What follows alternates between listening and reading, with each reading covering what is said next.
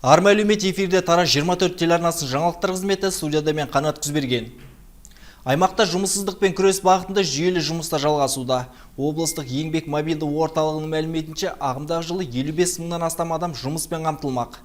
Қазірдің өзінде 20 мыңнан астам адам түрлі бағдарламаларға қатысып, олардың бір бөлігі тұрақты жұмысқа орналасқан. Статистикалық деректерге сәйкес, облыстағы халық саны 1.221.000 адамнан асса, оның 26.152-сі жұмыссыз ретінде тіркелген. Бұл көрсеткішті төмендету мақсатында облыста бірқатар бастамалар қолға алынған. Жауаптылардың сөзінше, биыл еңбек нарығын дамытудың 2024-2025 жылдарға арналған тұжырымдамасы шеңберінде 55.179 адамды жұмыспен қамту жоспарланып, 36,9%-ға орындалған. 55.179 адамды жұмыспен қамтудың белсенді шараларына тарту жоспарланып отыр. Бүгінгі таңда осы жоспардың 20.199 адам шараларға жолданып, жылдық жоспардың 36,9% орындалып отыр. Оның ішінде 5.870 адам тұрақты жұмыспен қамтылып отыр. Сонымен қатар өңірде бос жұмыс орындар жәрмеңкелері де жиі өткізіліп келеді. Биыл облыс көлемінде 130-дан астам бос жұмыс орындар жәрмеңкесі мен ашық есік күндер жоспарланған. Қазіргі уақытта 45 жәрмеңке мен 30 ашық есік күні ұйымдастырылып, нәтижесінде 3 мыңға жуық азамат жұмысқа орналасқан.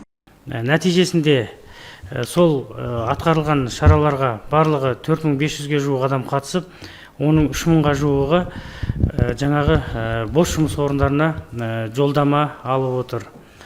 Сонымен қатар біздің жұмысымыздың басым бағыттарының бірі бұл жұмыссыз азаматтарды субсидияланатын жұмыс орындарымен қамтамасыз ету. Биыл субсидияланатын жұмыс орындарына жоспар бойынша 17.182 адам болып белгіленсе, бүгінгі күнге 14.555 адам, яғни 84,7%-ға біз межені орындап отырмыз. Айта кетейік, мамандардың айтуынша, мүмкіндігі шектеулі азаматтар мен пробация есебіндегі тұлғаларды тұрақты жұмыспен қамту бойынша да кешенді шаралар жүзеге асырылып келеді. Қанат Күзберген, Нұрбол Қыстаубек, 24 News.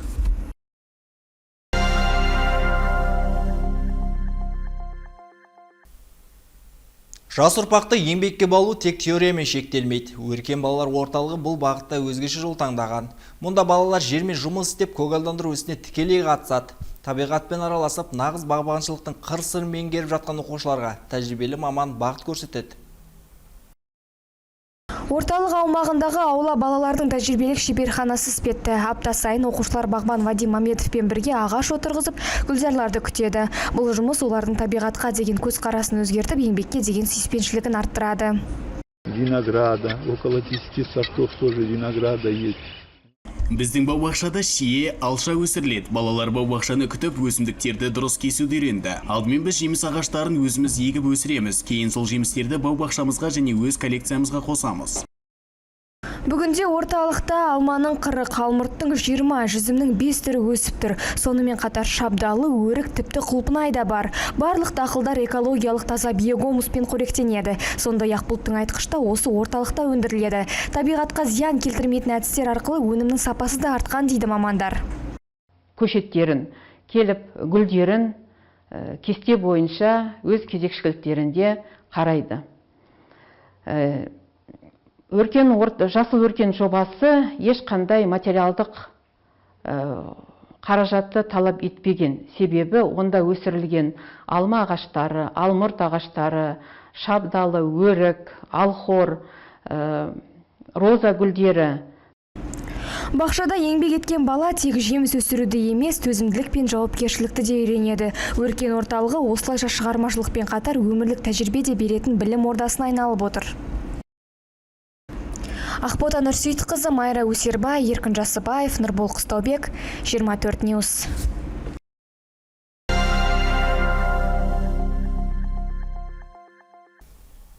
Биыл қаладағы әскери госпиталдың құрылғанына 48 жыл. Әскери қызметшілер мен олардың отбасы мүшелерінің денсаулығын сақтауды мақсат еткен орталық 1977 жылы қолданысқа берілген. Аталмыш мекеме жайында алдағы бейнематериалда.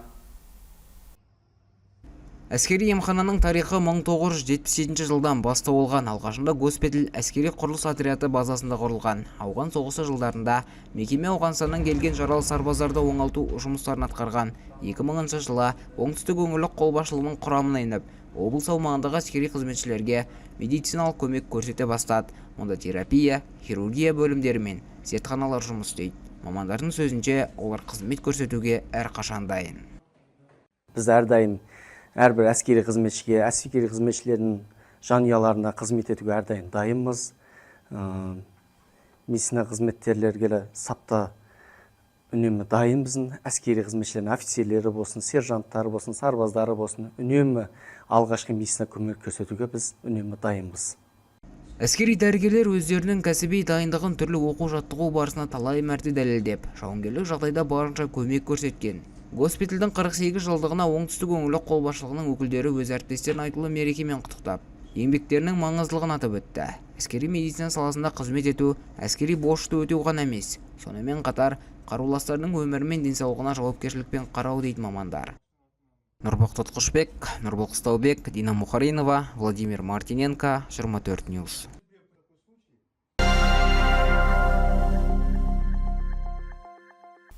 Бүгін шаһарда балаларда қауіпсіздік негіздерін үйретуге арналған ашық есік күні өтті. Оқушылар қауіп төнген сәтте не істей алады, ал алғашқы көмек қалай көрсетіледі, оның балалар тәжірибе арқылы білді.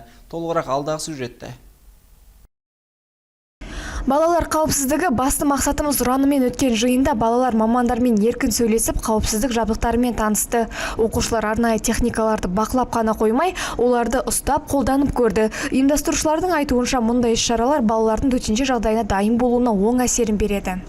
Ағымдағы жылғы 29 мамыр күні балалар қауіпсіздік акциясы мерекесінің қарсаңында нөмір 2 мамандандырылған өрт сөндіру бөлімінің ғимаратында 5-7 сынып оқушылар арасында өрт қауіпсіздігі бойынша түсіндіру жұмыстары және ашық есік күні өткізілді. Ашық есік күнінің барысында оқушыларға өрт сөндіру техникасы және құтқарушылардың күн тәртібімен таныстырылды. Ашық есікке 100-ге жуық бала мен олардың ата-аналары қатысты. Оннан астам маман балаларға шеберлік сабақтар өткізіп, қауіпті аймақтарды таныстырды. Оған қоса оқу аймағында алғашқы көмек, эвакуация және арнайы техникамен жұмыс істеу ережелері де көрсетілді. 1 маусым халықаралық балалар күніне орай осы номер 2 мамандандырылған өрт сөндіру бөліміне келдік. Бұл жерде өте керемет әсерде болдық, және де бізге осы өрт сөндіруге арналған көліктерді өте жақсы таныстырды, және өте керемет әсерде болдық. Бізге өте жақсы ұнады. Қауіпсіздік бұл тек мамандардың ғана емес, әр отбасының жауапкершілігі. Жауаптылар мұндай өмірлік маңызды іс-шаралар әлі де жалғаса береді дейді. Ақботаны Сейітқызы, Мейрамбек Сағынов, Нұрбол Қыстаубек, 24 News.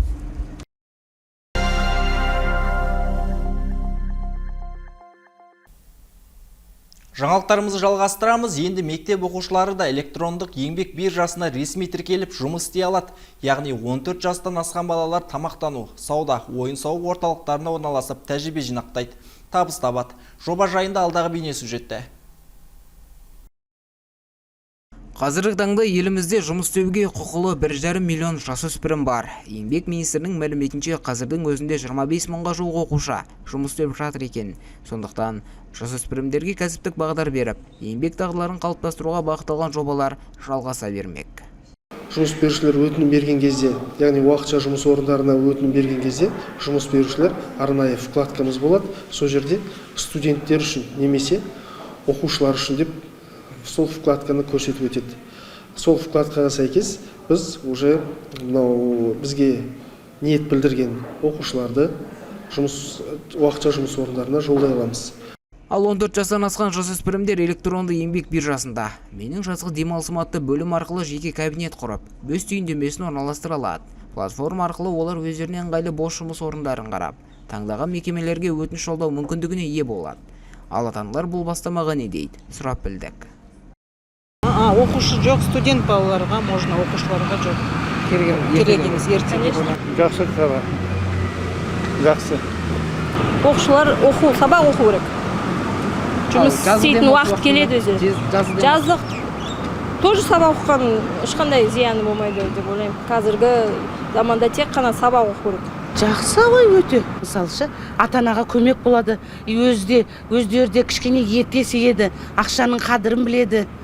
Білім алушылар аталмыш платформаға заңды өкілдерінің рұқсатымен ғана тіркеле алады. Жауаптылардың айтуынша, балалар 14 жастан бастап алғашқы кәсіби тәжірибені алуға, жұмысқа орналасудың цифрлық құралдары мен жұмыс істеу дағдыларын үйренуге мүмкіндік алады.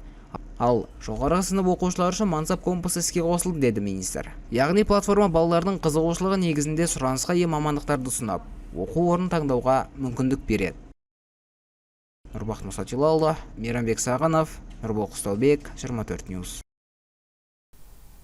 Бүгінге келіп түскен ақпараттар легі осындай. Сау саламатта болыңыздар. Тараз 24 телеарнасы қосулы болсын.